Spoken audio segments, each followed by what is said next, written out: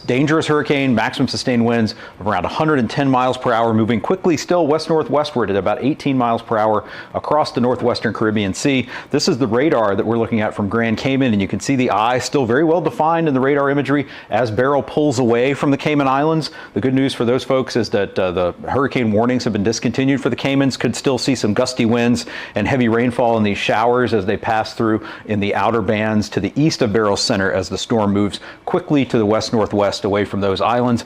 And Beryl is again quickly moving west-northwestward. You can see the coast of the Yucatan Peninsula here. The conditions are going to rapidly deteriorate along the east coast of the Yucatan Peninsula this evening and overnight, with the center expected to make landfall early Friday morning along the east coast of the Yucatan. This is the probability of hurricane force winds is greatest within that hurricane warning area that runs from Cancun down to Puerto Costa Maya, including the island of Cozumel. So everywhere in this area, you need to be prepared for the core of the hurricane moving on shore and those dangerous hurricane force winds. In addition, we are expecting 3 to 5 feet of storm surge inundation above ground level somewhere in this hurricane warning area, near and to the right, especially of where the center makes landfall tomorrow morning.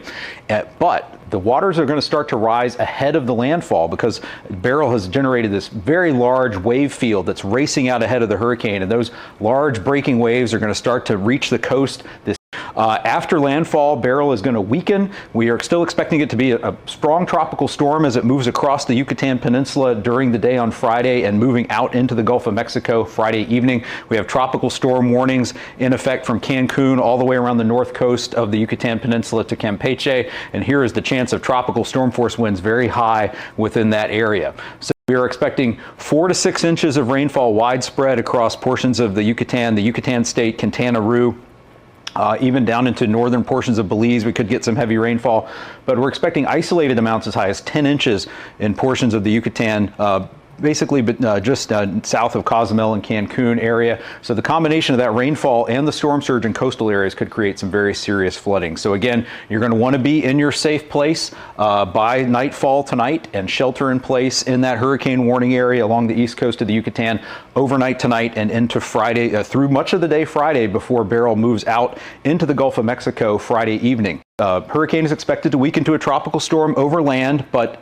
we are forecasting some re-strengthening here over the Gulf of Mexico as Beryl turns more northwestward and approaches the coast of northeastern Mexico and South Texas. We are forecasting it to be at or near hurricane strength by Monday morning and expected to make landfall somewhere in that vicinity. It's a little too early to get very specific with where we expect those worst hazards, but again, we are going to be looking at the probability of damaging hurricane force winds potentially.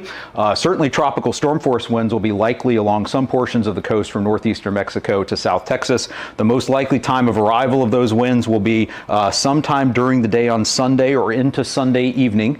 And we'll expect those conditions to deteriorate as we go through Sunday night and into Monday.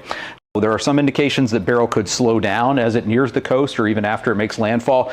This is the flash flooding risk on Sunday for portions of Texas. You can see a level 2 out of 4 risk for places like Brownsville, McAllen, Corpus Christi. This risk will continue into Monday and perhaps even into beyond that into next week.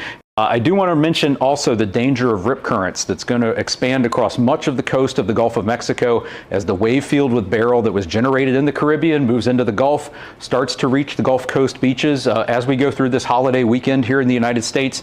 And just a reminder, it can be an otherwise very nice day at the beach, but you can have deadly wave conditions and ocean conditions from a distant hurricane. So please never assume that the ocean is safe, even if the weather is nice outside. And swim near a lifeguard and follow any advice that's given or flags that are flying that are warning you about the dangers of rip currents and dangerous surf or warning you to stay out of the ocean.